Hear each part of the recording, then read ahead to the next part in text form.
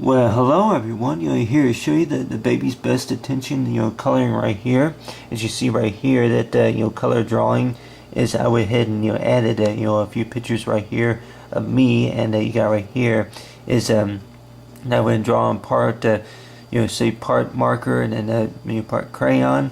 That went ahead and did like what you call some artistic sketches of me right there on the left, and then right here is a coloring of me right there, and of course right there would be is a picture of me. I think whenever I was in the fourth and fifth, I think maybe in the third, fourth grade, something like that. And then right here is my baby picture, and all right here is a coloring that I went ahead and did of it's like eating my birthday cake for my first birthday, and of course, I drew this. No tracing or anything. I was looking off of a few pictures, but of course, right here is talking about with memories. So far as say for baby memories, and then along with that, with family activities, it is for baby's best attention.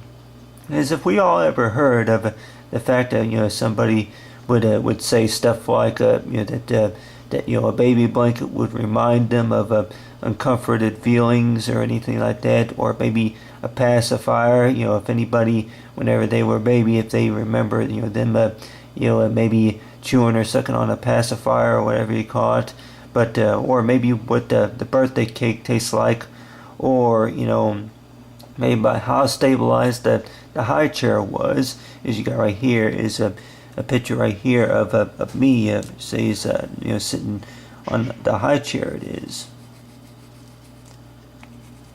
You got right here is me on the high chair, and the way I think about it, I'm like of course it's like how, but how well I was seated on the high chair. It's like don't really remember that time. It's like fact that whenever you're a baby, that a lot of things that you may not remember, other than the fact about there's like maybe only certain things. But then of course that so far as the baby's best is that talking about is like from if it's a medical condition, if it's a condition such as the static incapacity, it is incapacity, and then along with the IQ, and then along with that borderline, and then the scale score, and then you got the heart, and then along with the voice, and along with the talents and memories, and along with family. And a lot of us would probably say that they can maybe write down a few thoughts or whatever on paper, that it's like you don't know exactly where to start. Maybe it could be about a medical condition, or talking a little bit about yourself, that about your talents, and then of course about the memories along with the family. Also maybe a little bit of memories about the birthday. But of course right here I would include is like right here picture is like a birthmark. And of course that people probably say that the parents would notice a birthmark maybe is something that you were born with, and maybe you still have, and that more likely that they say that I guess it represents the fact about that something you remember by is that if it starts getting irritated or whatever, then I guess it's a synonym. I don't know if it was if it's a mark, a birthmark is a symbol for like that you were born to be normal, or if it's the fact about maybe in several years from now that it's possible that if you don't get something treated, and then it could maybe get serious. I really don't know. I would probably say that I guess it's just a normal about whenever you're born, that the birthmark is formed, I guess by that certain medical word it is. But medical word about the fact about that you're healthy, and then of course that have choice, maybe you can have it removed, but then on the other hand too that to keep in mind if it don't get too irritated. But a lot of times whenever people I'm sure a lot of people here have heard this about every day, that baby's best attention is that whenever you're a kid that that you get attention, and then whenever you're growing up you get attention. But then now it's like people usually say they don't usually say good to see your handwriting, good to read your handwriting, good to read your letters, or if it's good to look at your toys that you used to play with, or good look at the flavor that you used to like to eat. It's like so far as your favorite, your favorite flavored pancakes or whatever you call it. A lot of times it's the voice. That people usually tell me that good to hear your voice. And of course, if it's to speak of the heart, but a lot of times people use that to say that phrase is like good to hear your voice.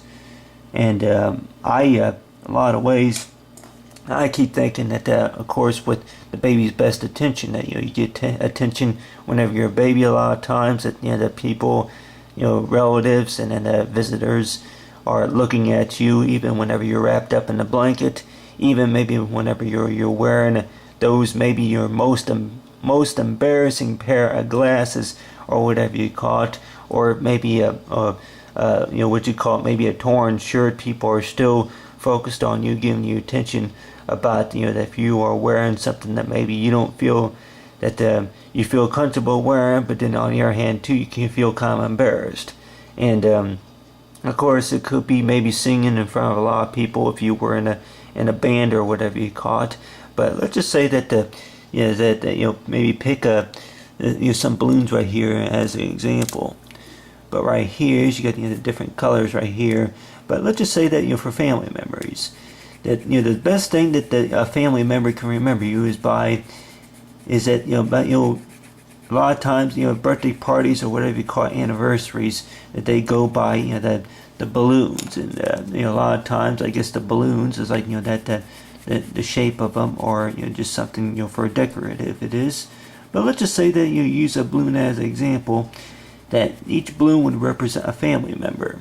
Each family member would be able to hold a balloon, and of course it works just like that, is that each family member would remember their part of the story from that certain moment of time. Is that a birthday party or an anniversary or a family reunion or whatever it is, that they would remember that certain time, that certain point of time.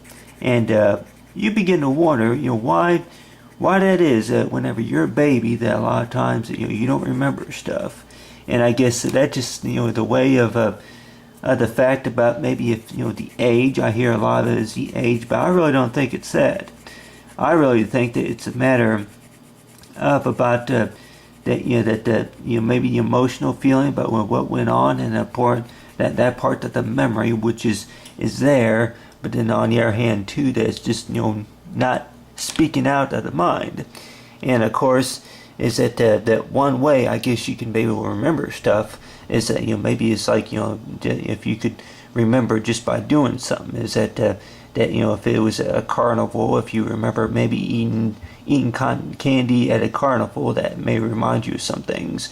But then on the other hand too, that with this baby's best attention, that these colorings right here remind me of quite a bit of stuff. They remind me of whenever I was in the first or second grade. It was that I would do to say some artistic talents, and then of course that if I remember right, that because I started with crayons, and then if I remember right, that of course that a lot of us would probably think that we don't remember too much whenever you were in the first and second grade. It was because I remember that a lot of times is that what they wanted you to focus mainly on, I guess, is your 1, 2, 3s. It's like your 1, 2, 3s, and then your ABCs and stuff.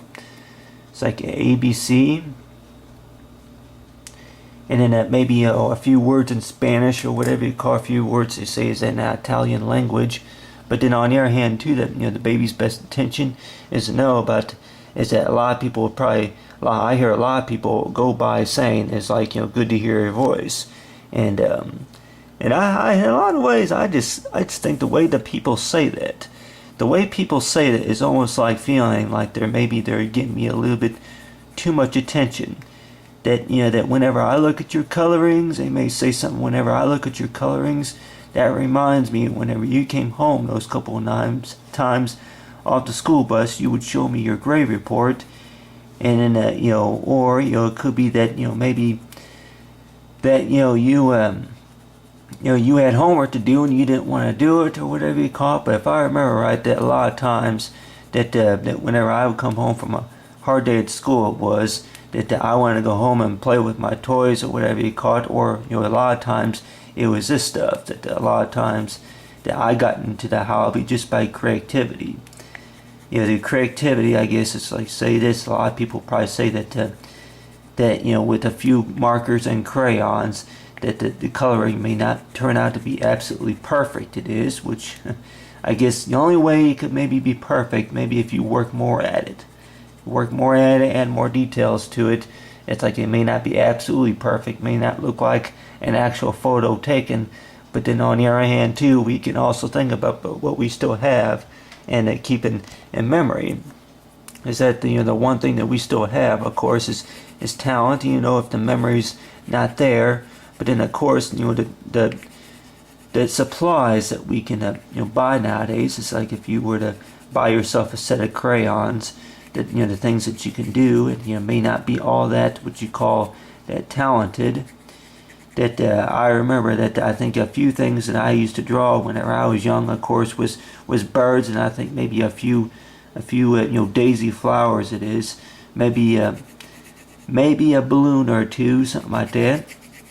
But then one thing I did get into whenever I was very young, of course, was magic tricks. And then a lot of people will probably say that with magic tricks, I remember I bought boxes of crayons, and I would, I was a big fan of magic, by the way. It was several years ago. I remember I bought magic kits, and then I bought crayons and tried to do magic tricks with those. And a lot of times that people probably say that, well, I guess that certain part of magic that you could say that that is real whenever things disappear and they reappear, or whenever the colors just all of a sudden appear. And I guess one magic that I guess you could probably say will probably be real is the memory. Memory, I guess, could be magical also, because that the thing is that it feels like maybe a cloud. Like so far with memories, it feels kind of like a cloud, like a photo. You got the photo right here, a photo of the family picture that's covered in a cloud. And I would probably say a lot of people probably think that it'll be a magical discovery if we can get some of those memories back. If it's like it's all covered, and then by the time that maybe we work hard, or you say on our talents, is something that may remind us so far as what we got so far, is that later on, if it's a music band playing or whatever it is, that may remind us of that certain moment. And there may be some things that from the past that we may not want to remember either, such as maybe the gotten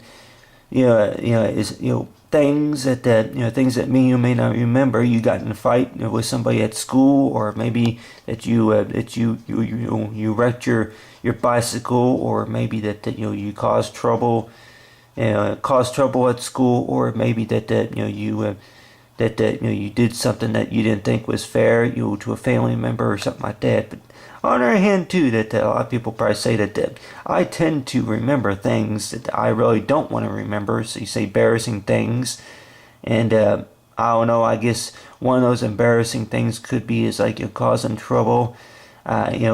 People here could probably think that you could think a number of things. If it's stealing, shoplifting, or if it's so far as want to hang out with your friends, maybe what you call, you say, whenever you were younger, you want to smoke a cigarette because everybody else was smoking. You want to taste your first sip of beer. I remember my parents let me do that, every once in a while. They, I don't know about smoking, but every once in a while they'll let me take a few sips of beer, and I tell you what, didn't like it.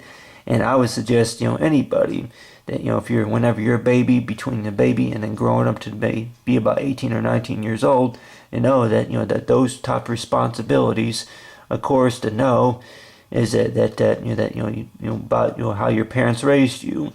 And a lot of times you could probably think that no matter how you were born with, what you were born with, to know that about you between your borderline score, if it's a 73% or if it's an 83% or whatever you call art of reading score on a test score it is if you were tested on anything, then more likely you could probably think about is consider yourself as like you're trying your best.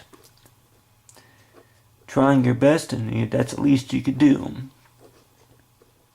And as so far as people, whenever people say that, good to hear your voice, it's like good to hear, it's like the voice, pretty much what they mean, I guess, is by this, it's like for the best of memory, is no, is like, glad to see,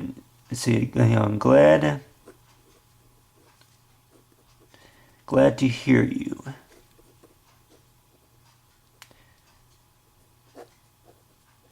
Glad to hear you're doing well, and then on the other hand too, that a lot of times people would probably think that why is it whenever you write a letter that maybe you start out with that saying the word like dear or mame or something like that, but then on the other hand too, that I guess that just a symptom of no is that for how you were taught to write letters, and so far as the baby's best memories is to know between you say of is that certain videotape, or if that certain picture, that certain letter, or whatever it is, that more likely glad to hear that you're all right. And I guess that's pretty much the best answer for what it means. So for a baby's best attention is to know that it's like it's good to hear from you, and then on the other hand too that that it's like family members care about you no matter what happens. But other than that, it's like baby's best attention. It's like so far the symbols with the coloring and the different colors. It's like baby's best attention coloring.